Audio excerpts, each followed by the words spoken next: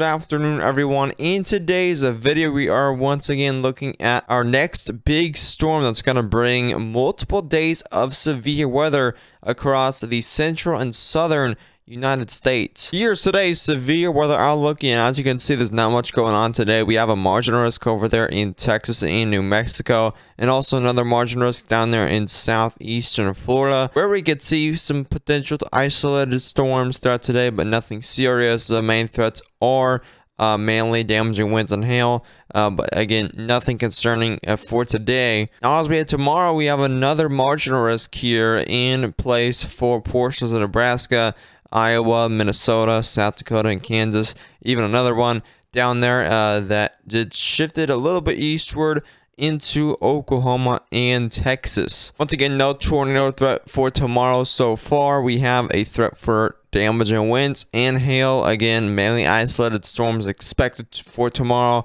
But as we head into Wednesday, things escalate a little bit here, where we have a slight risk for severe thunderstorms across Kansas, Nebraska, Iowa, and Missouri, and this is quite an area we need to watch for Wednesday and even Thursday. As you can see here, we have a significant risk in the probabilistic chance, so potentially this could either be significant hail, significant winds, or even a significant tornado threat here for Wednesday. I don't believe it's going to be a significant tornado threat, but it is possible with this significant chance in probabilistic outlook. We'll have to wait till tomorrow to see what the significant chance is for, but I expect it either for wind or hail for this area on Wednesday. Now, here we head into Thursday, where we have this chance move southward quite a bit here, where we have a 15% chance there of severe weather across northeastern Texas, southeastern Oklahoma. The majority of Arkansas is in that.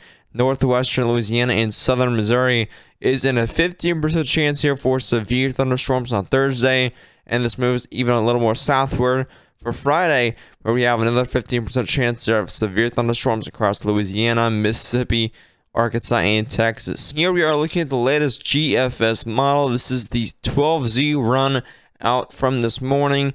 And as you can see, there's the low pressure system right there on Wednesday. This is about 9 p.m. of actually Tuesday here, and there's a low pressure system that's bringing all the severe weather across the United States. This is the early morning hours of Wednesday. As you can see, this is going to bring a lot of rain and thunderstorm activity, even for portions of the northern plains, going northeast here throughout the morning hours of Wednesday. As we head until later of Wednesday here, we see a lot more storm development here throughout the afternoon on Wednesday. Quite a cluster of storms throughout those evening hours in Iowa, Nebraska, Kansas, and Missouri. Throughout those Kansas City areas, you may see some of these storms as well. We move forward even more, and this becomes, again, more of a cluster that I'm not seeing much of a line yet, but again, this is not very high resolution, so we can't really tell the mode of storms through this future radar, but right now it is looking like pretty much a clustered line of thunderstorms that is moving at a northeast direction, and that might bring a big threat for flooding across central Iowa. So we'll have to watch out for that on Wednesday. As we head throughout Thursday here, the afternoon hours of Thursday, you can see this cold front here across the central United States, the Mississippi River Valley, heading eastward, and this is bringing cold air with it. So once again, another cool down for the central United States here that we will be seeing this upcoming weekend. Looks like a line of storms on Friday, so I think main threat will be winds, possibly some embedded tornadoes on Friday.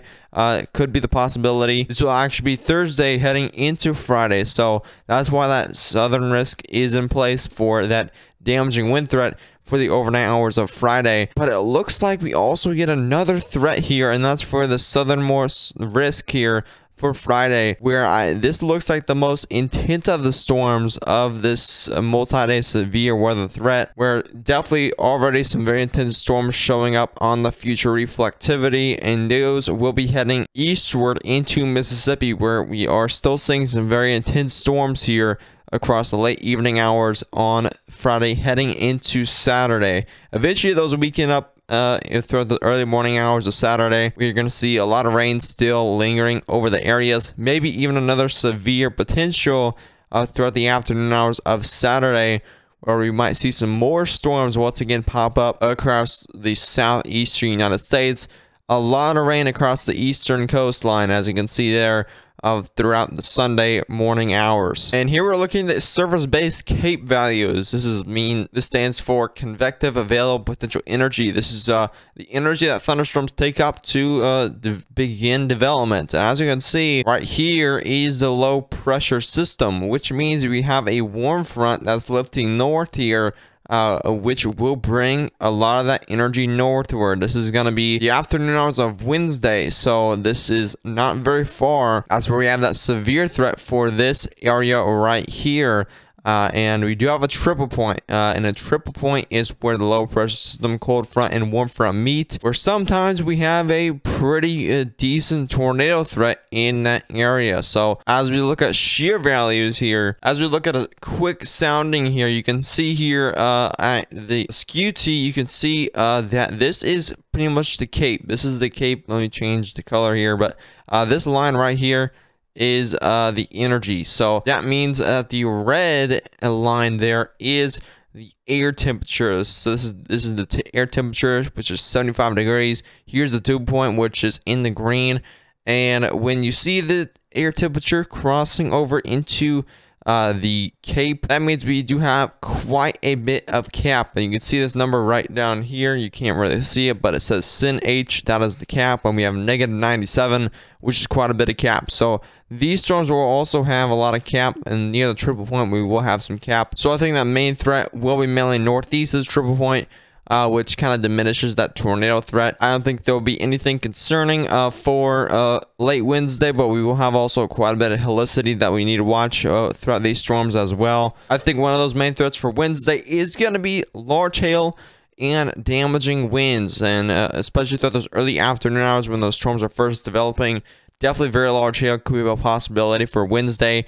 Now, as we head into Thursday, of course, this threat turns linear, where we will see more of a line of storms on Thursday, heading through the central United States, Mississippi River Valley. And it's a Friday here, where we see another line of storms, mainly bringing heavy rainfall and damaging winds across these areas. Of course, not a ton of CAPE, but just enough for those storms to begin developing and target that main wind threat that is expected. These storms will be dropping off a lot of rain, as you can see over here in Iowa, with this kind of cluster storms heading northeast. It's kind of a line of cluster thunderstorms that the GFS model is showing, and that brings a lot of rainfall across central Iowa going into Wisconsin there, and you are seeing upwards of even 3 inches of rainfall over there.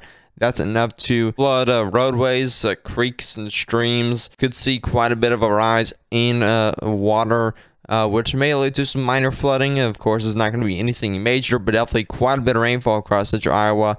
As we head further down south, we're going to see upwards of even 5+ inches of rain down here in the south. That's because of that big-time line of storms. Kind of 2 rounds of line of storms there. There's one on Thursday, and later on Saturday, we of course see another line of storms heading throughout those areas, which will rack up those rainfall amounts quite considerably this upcoming weekend. So especially down here, definitely have those flood plans. Make sure you have any emergency plans in place for this event, because there's going to be quite a bit of rainfall. There's going to be damaging winds, even some tornado potential throughout one of these events late this week. But if you did enjoy the video, be sure to subscribe to the channel if you are new, and turn on post notifications. I'll keep you updated as much as possible on this upcoming severe weather event. Make sure to share this video with any friends or family that may want the latest updates on this late week severe weather outbreak threat. So, as always, I'll see you in the next one. Stay safe.